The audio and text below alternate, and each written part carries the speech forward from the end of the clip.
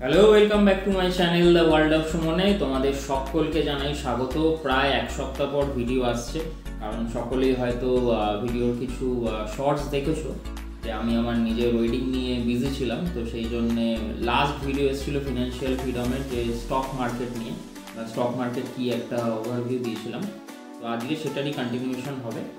তো এই ভিডিওগুলো শুরুতে যেটা আমরা বলি সেটা হচ্ছে জাস্টিস ফর আরজি কর, জাস্টিস ফর আরজি করে। আর আজকে যেটা নিয়ে আলোচনা করব সেটা হচ্ছে এনএফও, যে ওয়ার্ডটা আমরা খুব শুনি স্টক মার্কেটের ক্ষেত্রে। মানে এটা একদম স্টার্টিং পয়েন্ট বলা যেতে পারে যে একটা স্টক কীভাবে মার্কেটে লিস্টিং হয়। আগের দিন এইসব বলেছিলাম যে স্টক মার্কেটটা অ্যাকচুয়ালি কীভাবে কাজ করে। তো আজকে এনএফওটা নিয়ে একটু আলোচনা করব। তো এনএফওটা হচ্ছে নিউ ফান্ড অফারিং। তো যেরকম আগের দিন বলেছিলাম যে কোনো একটা কোম্পানি যখন ঠিক করে যে তাদের কোম্পানিকে এক্সপ্যান্ড করার জন্যে, গ্রোথ করার জন্যে আরও বেশি তাদের ফান্ড দরকার, ক্যাশ দরকার। তো সেই ক্যাশটা তারা দু তিনভাবে জোগাড় করতে পারে। মেনলি ব্যাংকের থেকে নিতে পারে, বড় করতে পারে কোনো ইনভেস্টার, কোনো পার্টিকুলার একজনের থেকে নিতে পারে। আর তারা যদি আরও বেশি পরিমাণ টাকা চায় তখন তারা ওই স্টকটাকে, মানে তাদেরই কোম্পানির একটা পার্ট, মানে সেই কোম্পানি যদি 100% হয় সেটার ওনারশিপ, সেটার একটা পার্ট তারা মার্কেটে এইভাবে মানে ছেড়ে দেয়, যাতে মার্কেটের থেকে কিছু মানুষজন সেই পার্টটা কিনে সেটার বিনিময়ে টাকা দিতে পারে কোম্পানিকে। তো এটাকেই বলে হচ্ছে এনএফও। মানে তারা যখন ডিসাইড করে যে তাদের ফান্ডটাকে তারা অফার করবে মানুষের কাছে, তখনই সেটা অ্যাজ এ এনএফও মার্কেটে লিস্টেড হয়। তো মার্কেটে আমরা জানি মোটামুটি 3 ধরনের কোম্পানিজ থাকে, সেটা হচ্ছে লার্জ ক্যাপ, মিড ক্যাপ আর স্মল ক্যাপ। নতুন যে কোম্পানিগুলো সবই স্মল ক্যাপের ক্যাটাগরিতে চলে আসে। মানে এটা মার্কেট ক্যাপিটালাইজেশনের অনুযায়ী হয়, মানে কতটা মার্কেট তারা অ্যাকোয়ার করে রেখেছে তার উপরে। তো সেই ক্ষেত্রে কী হয়, তারা একটা প্রাইস সেট করে, বিভিন্ন কোম্পানির বিভিন্ন রকম প্রাইস। তারা ঠিক করলে যে আমরা পার শেয়ারের দাম 50 টাকা রাখবো, কেউ ঠিক করলো পার শেয়ারের দাম 1 টাকা রাখবো, কেউ ঠিক করলো পার শেয়ারের দাম আমরা 1000 টাকা রাখবো। তো সেটা তারা ঠিক করে তারা ফার্স্ট একটা ওই প্রাইস ব্যাকেট একটা রেখে দেয় যে 50 থেকে 100। মানে সেটা কী হয়, একটা এনএফওর টাইম পিরিয়ড থাকে, সাপোজ 15 দিন, 10 দিন। মানে তারা যখন লঞ্চ করলো ওখানে অ্যাপ্লাই করার একটা, মানে আগে থেকে তার অ্যাডভার্টাইজমেন্ট হয়। যেরকম কোনো সিনেমা রিলিজ হওয়ার আগে সেটার অ্যাডভার্টাইজমেন্ট হয়, কারণ সেটাকে প্রমোশন করা হয় যে সেটা লঞ্চ হচ্ছে। এখানেও সেম, তারা যখন তাদের স্টেকটাকে লঞ্চ করে, ফান্ডটাকে লঞ্চ করে, তারা সেরকম অ্যাডভার্টাইজমেন্ট করে সেটাকে লিস্টিং করে তারা একটা প্রাইস ওই ব্যাকেট দিয়ে দেয়। তো সেখানে আপনি ওই পয়সাটা দিয়ে অ্যাপ্লাই করলেন। এবার যখন সেই এনএফওটা ক্লোজ হয়ে গেল, যে দামে ওটা ফাইনাল হলো, সেই দাম অনুযায়ী আপনাকে কিন্তু স্টকটা দিয়ে দেওয়া হবে। মানে যদি আপনি হয়তো 100 টাকা পে করেছিলেন, দেখা গেলো যে এনএফওর প্রাইস ফাইনাল হলো হচ্ছে 50 টাকায়, তাহলে আপনি 2টো স্টক পেয়ে যাবেন। এইভাবে কাজ করে। তো অনেকে এনএফওর দিকে যায়, কারণ এনএফওর একটা মানে বড় যে কোম্পানিগুলো হয় তাদের খুব একটা হাইপ থাকে, একটা ফোনও থাকে যে তাড়াতাড়ি ফান্ডটা আমি কিনে নিই,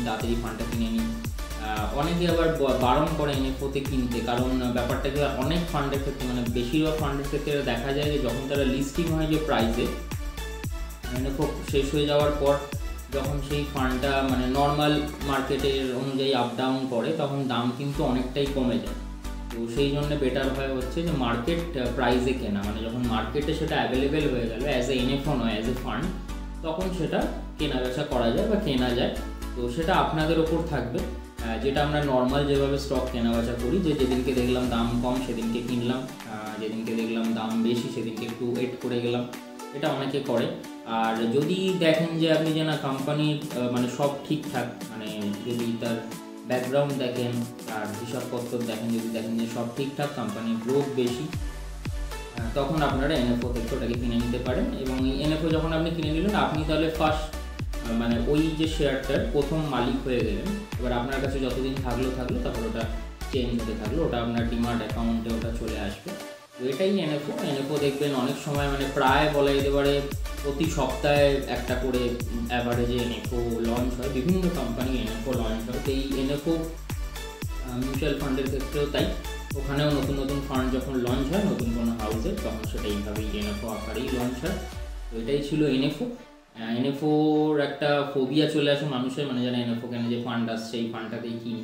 বাট আমাদের মোটো বা আমাদের এপিসোডগুলোর মোটো হচ্ছে যে ফিনান্সিয়াল ফ্রিডম বা কোথায় ইনভেস্ট করলে বা কীভাবে ইনভেস্ট করলে গ্রোথটা বেশি হবে। তো সেই জন্য আমার রেকমেন্ডেশন হচ্ছে এনএফওতে না করার, কারণ এনএফওতে অনেক সময় প্রাইস হাই থাকে, মানে এই প্রাইসটা কোম্পানি সেট করে দেয়। মানে কোম্পানি যখন নিজের একটা প্রোডাক্ট আনে বা নিজের একটা মানে যখন মালিকানা বেচে, তারা তো কোম্পানি চেষ্টা করবেই যে তারা যাতে একটু প্রফিটটা তোলে, সেই জন্য তারা প্রাইসটা একটু যতটা হয় আপ রাখে। তারপরে সেটা যখন মার্কেটে আসে, রিয়াল মার্কেটে এলে তার ভ্যালুটা বোঝা যায়। লাইক যদি একটা এক্সাম্পল দিই, কিছুদিন আগেই আইপিএলের অকশন হলো, তো দেখবেন যে প্লেয়াররা লিস্টেড থাকে তারা তাদের একটা বেস প্রাইস সেট করে রাখে। তো আপনি অকশন থেকে এসেও কেনাবেচা করতে পারেন প্লেয়ারকে, আবার আপনি প্লেয়ারের সাথে আগে মানে যারা আপনার প্লেয়ার ছিল আপনি তাদের সাথে ডিরেক্টলি ফোন কনভারসেশন করে বা একটা মানে আন্ডারস্ট্যান্ডিংয়ে এসে তাদেরকে দাম দিয়ে রিটেন করতে পারেন।